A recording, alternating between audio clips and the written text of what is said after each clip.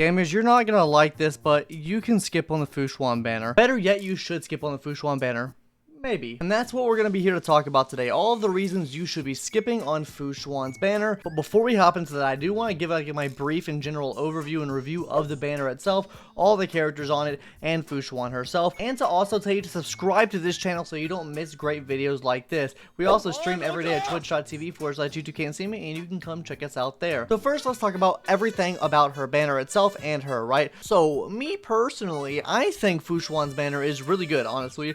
I think Fu Xuan's great. I think just about every character on her banner is great. Even Hook. Yes, even Hook. So let's just go ahead and talk about everyone on the banner, starting off with Hook first. Now, Hook is going to be a fire destruction type character, even though I don't think she plays that well of the role of a destruction type character, but that's besides the point, right? She's a fire DPS character, and we really don't have many of those in the game right now. The only one we have is really Himiko, and I guess you could use Asta as well, but who's gonna do that? So your options are pretty few and far between for like fire DPS characters. Now I will say she is a pretty good fire DPS character. She hits really good damage. Well, that's until Topaz comes out, but that'll be talked about in a future video coming out very soon. She'll also be proccing dots on the enemy as well, which also increase her damage.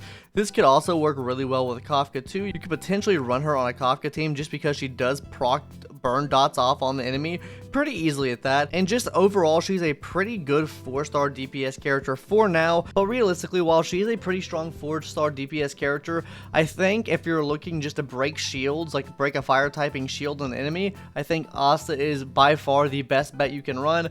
I mean, she breaks the shields like that, where a Hook, you know, has to take a couple turns to break that shield, or a lot more turns because she only attacks one time per turn. And Asta's toughness break is just so much better. But who really needs Hook, right, when you have Payla and Lynx on the banner? So let's talk about Payla, the 4-star ice character that debuffs the enemies and removes buffs from them as well, and she does defense shredding and is probably the best SP generator in the game. Or, I mean, this guy in the comments said that she's the worst SP generator in the game, but that's besides the point, right? She's the worst, right, surely. But her main thing is she's going to be having a defense shred. Also, she gets very easy energy back as well. As long as the enemy is debuffed, she's just getting massive energy back.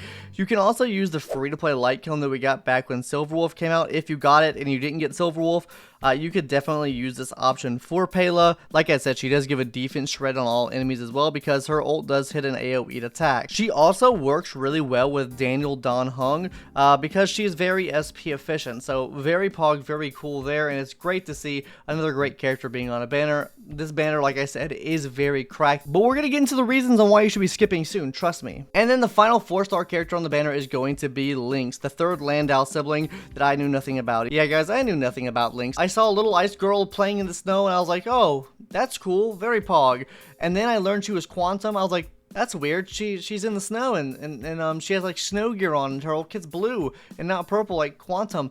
And then I figured out she was a Landau sibling. I was like, whoa, this is not Gigapar, this is not Giga Serval, this is a little girl. But I guess she's gonna have to be Link, so very cool there. Her main thing, guys, is she's probably gonna be the 2nd best healer in the game, right under Locha. She heals the whole team up with her ultimate. Her skill's gonna be targeting one ally and then healing them up as well, but her big thing is her ult removes 1 debuff from every single ally on the field. Also, she has a super low energy cost, that being 100, so it's really easy to get her ultimate back up and keep reusing the ultimate to keep removing debuffs from allies. On top of this, you'll be increasing the aggro for any preservation unit and also any destruction unit you have.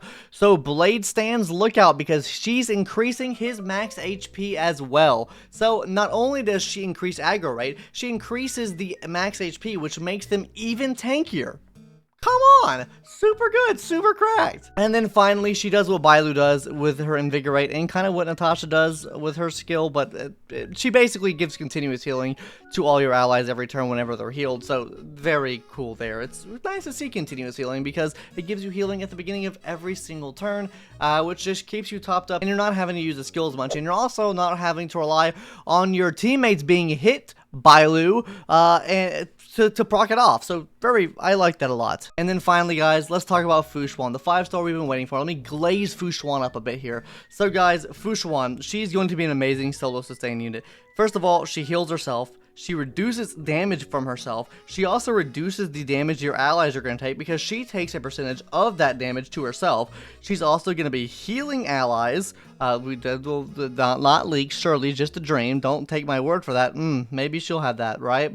Anyways, she also buffs allies as well, giving them all a crit rate buff, and E1 also gives them the other buff that pairs with crit rate really nicely. And then to top all this off, she has HP scalings, meaning you don't have to build into defense, you don't have to build into crit rate, you don't have to build into crit damage, yada yada yada. We can build her kind of like Blade, very similar to Blade.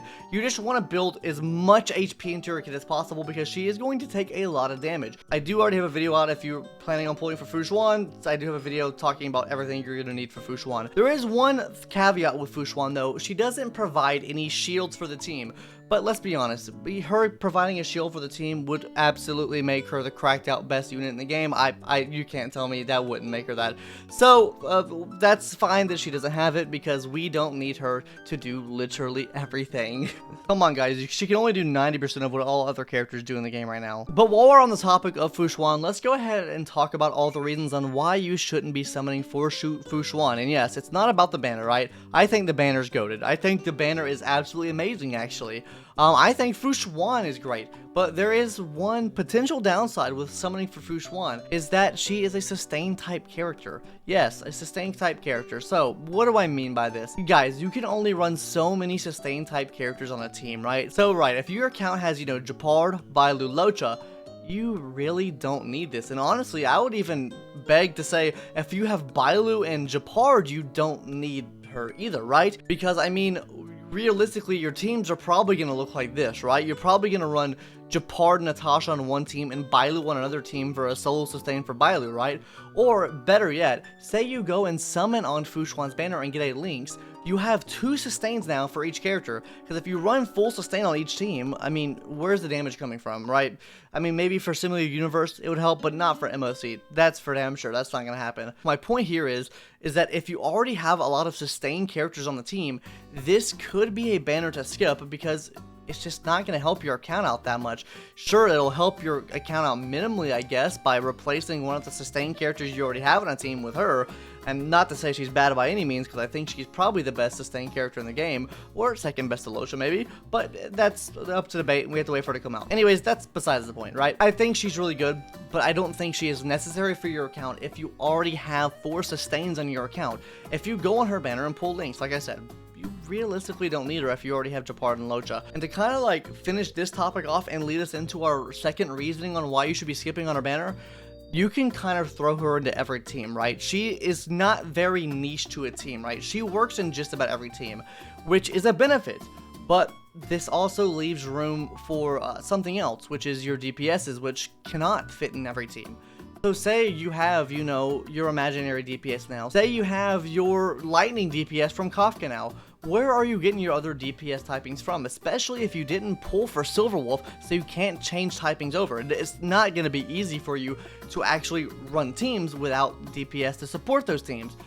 And that's what we're getting in version 1.4, guys. We are getting DPSs out the wazoo. Yeah, I said wazoo. That's kind of cringe, I know. Don't worry about it. We're getting Jinglu, we're getting Topaz and My Little Nimby, and then we're also getting Gwen as well. We're going to be talking about all of those characters in a future video, basically saying you should be saving for 1.4. But yeah, I mean, DPS roles are more niche for teams, or more niche for certain things, right?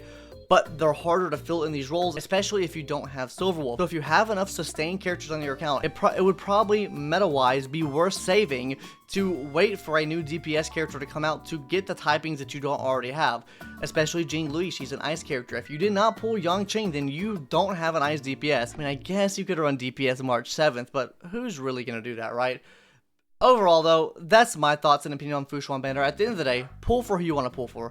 I don't care. I have, you know, every sustained character in the game except for Locha, and I'm still pulling on Fu Xuan because she's baby girl, she's a cutie patootie, she has pink hair, and she's my favorite character in the game, so I'm pulling her for her, and I wouldn't listen to anyone on the internet tell me to not pull for her. So, if you're going to take offense to this, and some of my comment section and be like, yo, you two, you said to not pull, I don't care. Well, cool, I don't care what you think. Pull for the character you want, because that's what I'm doing. Anyways, gamers, that's going to do it for today's video. Hope you enjoyed my little rundown on why you shouldn't summon for Fu Xuan. And yeah, that's going to do it. See you gamers later. Bye-bye. By the way, you like my new haircut? All the blonde's gone. But we might go back to blonde after my wedding, so...